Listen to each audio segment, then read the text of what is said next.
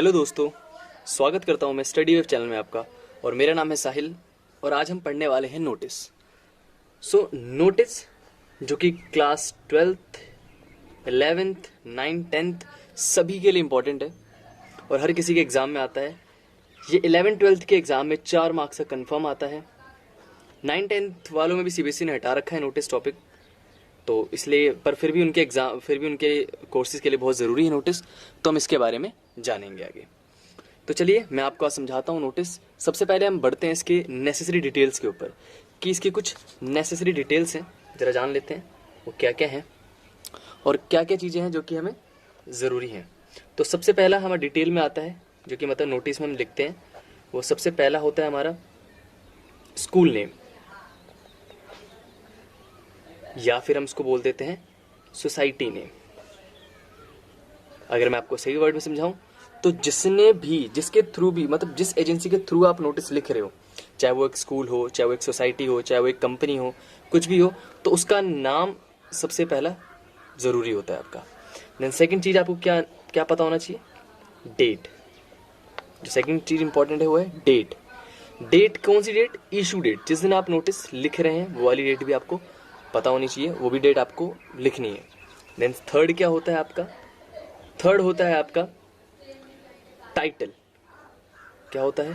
Title. अब title बोल लीजिए, सब्जेक्ट बोल लीजिए जिसके ऊपर आप लिखेंगे, या फिर आप टॉपिक बोल लीजिए, ठीक है। तो आप जिस चीज़ के ऊपर लिखने जा रहे हैं वो आपका थर्ड इंपॉर्टेंट चीज़ है जो कि आपको लिखने की ज़रूरत पड़ेगी। अगला होता है फोर्थ पॉइंट जिसे हम बोल देते हैं, वो होता है बॉडी। कि अब आप नोटिस में लिखेंगे क्या, बॉडी में क्या क्या इंक्लूड होता है? Date and time.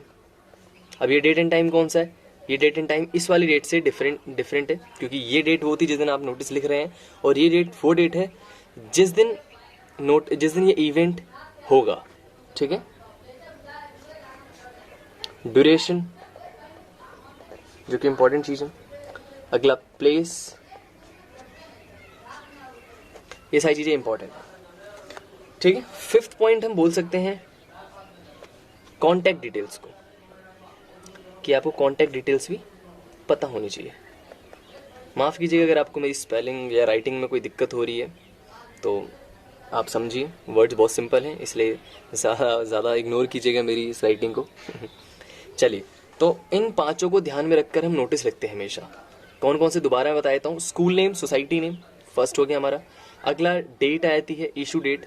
अगला टाइटल, सब्जेक्ट, टॉपिक या कुछ भी आप किस चीज़ के ऊपर वो नोटिस है, ठीक है। फिर उसके बाद जो हम ध्यान में रखते हैं वो होता है body, date and timing. Body में आता है date and timing, duration, place, ठीक है। अगला आता है कॉन्टैक्ट डिटेल, कि कॉन्टैक्ट किसे करना है। अब जब मान लीजिए कोई नोटिस पढ़ रहा है, पढ़ने के बाद उसको पता लगा कि भाई ये इवेंट होने वाला है, तो अब उसके बारे में उसको कुछ जानना है, तो किससे जाने को, तो वो कॉन्टैक्ट डिटेल के अंदर आ जाता है, ठीक है। मेरे हिसाब से आपको ये समझ में आ गया होगा। अब सीधा बढ़ते हैं और जानते हैं कि किस तरीके से नोटिस को लिखा जाता है, उसका एग्जैक्टली फॉर्मेट क्या होता है। चलिए, तो ये है नोटिस का एक फॉर्मेट जो मैंने आपके लिए बना रखा है। आप इसको एक बार ढंग से देख लें और फिर मैं आपको समझाता हूँ इसको, ठीक है। चलिए, तो जानते हैं नोटिस के बारे में। तो नोटिस जो होता है वो कितने मार्क्स का आता है आपके एग्जाम में? 4 मार्क्स का। और ये बहुत ज़रूरी होता है और बहुत सिंपल होता है, पर फिर भी बच्चे कई बार बहुत ज़्यादा गलतियाँ कर देते हैं। क्यों गलतियाँ होती हैं बच्चों की? क्योंकि नोटिस एक फिक्स फॉर्मेट होता है, नोटिस का एक फिक्स फॉर्मेट। अगर आप उस तरीके से नहीं लिखेंगे तो मार्क्स कट जाएंगे। जैसे जैसे जो स्टेप है उस स्टेप को फॉलो करना है आपको। अगर कोई भी स्टेप आप मिस करते हैं तो गलती हो जाएगी आपकी। तो जानते हैं जरा स्टेप कौन कौन से हैं। तो सबसे पहला बॉक्स कंपलसरी है, हमारा बॉक्स ज़रूर बनेगा इसमें, ये बनता है इसमें। अगला आता है, सबसे पहला जो इसके अंदर डालेंगे आप वो होता है नेम ऑफ स्कूल। क्या डालते हैं आप? नेम ऑफ स्कूल, सोसाइटी या कोई कंपनी, इसका नाम आएगा, ठीक है। नेक्स्ट जो आप फर्स्ट तो ये हो गया आपका। सेकंड क्या होगा आपका? नोटिस, या आप कैपिटल वर्ड्स में लिखेंगे। ये चीज़ ध्यान रखने वाली बात है कि आपको नोटिस जो लिखना है सेकंड, वो कैपिटल लेटर में लिखना है। और अगर हो सके तो आप ये ऊपर की जितनी भी चीज़ें हैं सब कैपिटल में लिखें, ये सारी की सारी कैपिटल में हो तो ज़्यादा बेस्ट है। थर्ड आप जो बोल सकते हैं वो डेट, अभी डेट लिखने का तरीका कई बार बच्चे गलत कर देते हैं। अब डेट क्या गलती करते हैं इसके अंदर मैं बताता हूँ आपको। जैसे मान लेते हैं आज तारीख है 23 अप्रैल, तो हम इसको किस तरीके से लिखेंगे, ये डेट वो होती है जिस दिन इशू हो रहा है। मैंने बताया आपको कि ये डेट इशू डेट होती है जिस दिन आप नोटिस लिखोगे। तो मान लीजिए आज अगर मैं नोटिस लिख रहा हूँ तो आज की डेट यहाँ पे आएगी। तो डेट लिखने का तरीका क्या है, मैं आपको यहाँ पे लिख देता हूँ। आपको लिखना है 23 अप्रैल 2020, ये एक सही तरीका है डेट लिखने का। और अगर आप इस तरीके से लिखते हैं कि 23 अप्रैल 2020, तो इसमें आपके मार्क्स कट जाएंगे। ठीक है, एक बहुत छोटी सी इन्फॉर्मेशन है जो आपको पता होनी चाहिए और मैंने आपको बता दी है। टीचर्स कई बार इसके मार्क्स काट लेते हैं। ठीक है, तो आगे बढ़ते हैं। फोर्थ होता है आपका टॉपिक नेम। अब ये फोर्थ टॉपिक नेम भी देखिए मैंने यहाँ पर साफ साफ लिख रखा है, इसको कैपिटल में आपको लिखना ही लिखना है। ठीक है, तो आप फर्स्ट सेकंड फोर्थ इन तीनों को कैपिटल में लिखें तो ज़्यादा बेस्ट है। कई बार क्या होता है कि नेम ऑफ स्कूल या सोसाइटी नेम इसको हम स्मॉल लेटर में लिख देते हैं तब भी चल जाएगा, पर नोटिस और टॉपिक नेम दोनों कैपिटल में हो तो ज़्यादा बेस्ट है। आइए अब आगे बढ़ते हैं, आगे देखते हैं बॉडी में क्या लिखते हैं। तो ये पार्ट हमारा बॉडी का है, इसमें जान लेते हैं ज़रा क्या लिखते हैं। तो सबसे पहले मैं बताता हूँ आपको हमने लिखा क्या है इसके अंदर। हमने स्टार्टिंग की है, this is to inform all the students of class 10th 11th 12th that our school is going to organize dash on dash. ठीक है, full stop. The venue is full stop. The students who desire to take part please give their name to undersign. तो ये मैंने लिखा है। अब मैं आपको समझाता हूँ इसका मतलब क्या है और किस तरीके से आपको चेंजेस करना है, कहाँ कहाँ आपको चेंजेस करना है, जिससे कि आप कोई भी नोटिस आसानी से लिख सकें। तो सबसे पहले this is to inform all the students. अब मान लीजिए स्टूडेंट्स यहाँ पे लिख रखा है मैंने, सोसाइटी की ओर अगर आप लिखेंगे तो स्टूडेंट्स की जगह क्या डाल देंगे आप, society. So this is to inform all the society members. अब स्कूल का लिखा है तो यहाँ पे लिखोगे this is to inform all the students of class that our school is going to organise. अब यहाँ पर school is going to organise, यहाँ पर आएगा आपका टॉपिक नेम। जो फर्स्ट ब्लैंक छोड़ा है मैंने, यहाँ पर आप टॉपिक नेम डालेंगे। जो सेकंड ब्लैंक है ऑन, ये आएगा आपका डेट, किस दिन ये इवेंट होने वाला है उस दिन की डेट आ जाएगी। ठीक है, क्लियर है बात।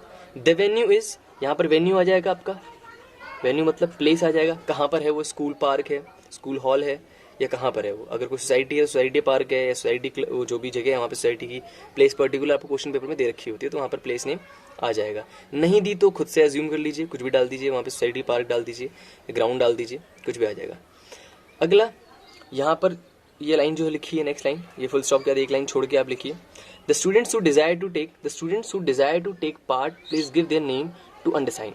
अब स्टूडेंट्स की जगह फिर आप यहाँ पे सोसाइटी मेंबर डाल सकते हैं कि मान लीजिए द स्टूडेंट्स या the society members those who want to take part please give their name to undersign. ठीक है, बहुत ही क्लियर है, मेरे हिसाब से आपको क्लियर समझ में आ रहा होगा।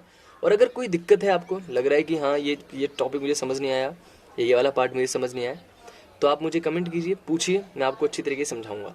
मैं एक बार फिर भी आपको पूरा रिवीजन दे देता हूँ।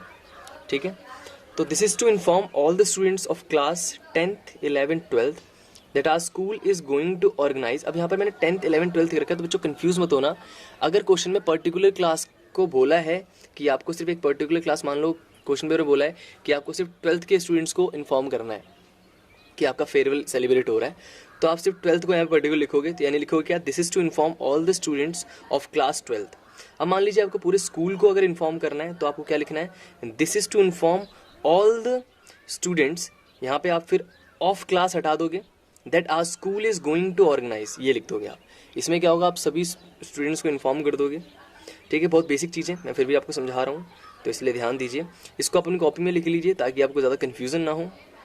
और मैं बाकी एक आपको PDF लिंक दे दूंगा नीचे, जिससे कि आपको पूरा इजीली मिल जाएगा फॉर्मेट। आपको ये जो मैंने यहाँ पर लिख दिया, इससे आपको कन्फ्यूज़न नहीं होगी, वहाँ पे इजी लिखा होगा। ठीक है, वहाँ से आप जाके उसको डाउनलोड करके लिख सकते हैं। और यहाँ पे डेजिग्नेशन एंड में होता है। एंड में डेजिग्नेशन का पार्ट क्या होता है, डेजिग्नेशन मतलब जो हेड है उसका यहाँ पर होता है और यहाँ पर वो अपने साइन कर देता है। ठीक है, ये भी करना ज़रूरी होता है। क्वेश्चन पेपर में लिखा होता है कि you are the head boy of your school, और आपको एक नोटिस लिखना है, ठीक है, इस टॉपिक पे, तो वहाँ पर उस हेड बॉय का नाम आता है। ठीक है, अब बात करते हैं जो चीज़ें इंपॉर्टेंट है इसमें। अब इंपॉर्टेंट क्या क्या चीज़ें हैं इसके अंदर, इंपॉर्टेंट जो मतलब जो आपको मतलब नहीं करनी वो क्या है। सबसे पहला ध्यान रखना है आपको कि आपका नोटिस ज़्यादा लेंदी ना हो, यहाँ पे मार्क्स कट जाते हैं। कई बार क्या होता है कि बच्चे सोचते हैं यार ज़्यादा लिखेंगे तो नंबर ज़्यादा मिलेंगे, पर ऐसा बिल्कुल भी नहीं होता। जितना ज़्यादा लिखोगे आप उतने मार्क्स मतलब एक्स्ट्रा नहीं मिलेंगे, बल्कि कट सकते हैं मार्क्स, क्योंकि नोटिस के अंदर वर्ड लिमिट्स लिखी हुई होती हैं कि आपको 40 से 50 वर्ड से ज़्यादा नहीं लिखना। ठीक है, अगला मैंने आपको बता दिया, जो ये स्टार्टिंग होता है इसको आपको ध्यान में देना है, इसको आपको कैपिटल वर्ड्स में लिखना है। ठीक है, इन चीज़ों को ध्यान दीजिए आप। बाकी बॉक्स जरूर कंपलसरी होता है ये बॉक्स बनाना, बॉक्स नहीं बनाया 1 मार्क्स कट हो जाते हैं आपके। और 4 मार्क्स का ही होता है, सिर्फ 2, मैं मानता हूँ 2 से 3 मिनट लगेंगे आपको 4 मार्क्स पाने में। 11 12 वाले बच्चों, तुम्हारे लिए सबसे ज़्यादा ईजी पोर्शन होता है ये, एडवर्टाइजमेंट का ऑप्शन है तुम्हारा ये, इससे बढ़िया ऑप्शन कुछ नहीं है। फटाफट देखो, 2 मिनट में लिख के साइड करो, 4 नंबर आपके हाथ में। क्लियर होगी बात? मैं आशा करता हूँ आप सभी को समझ में आया होगा। अगर कोई डाउट होगा तो आप कमेंट सेक्शन में कमेंट छोड़िए, मैं आपको वहाँ पे बता दूंगा सारे जो भी आपके डाउट्स होंगे। ठीक है, तो मिलते हैं आपके नेक्स्ट लेसन के अंदर। Bye bye.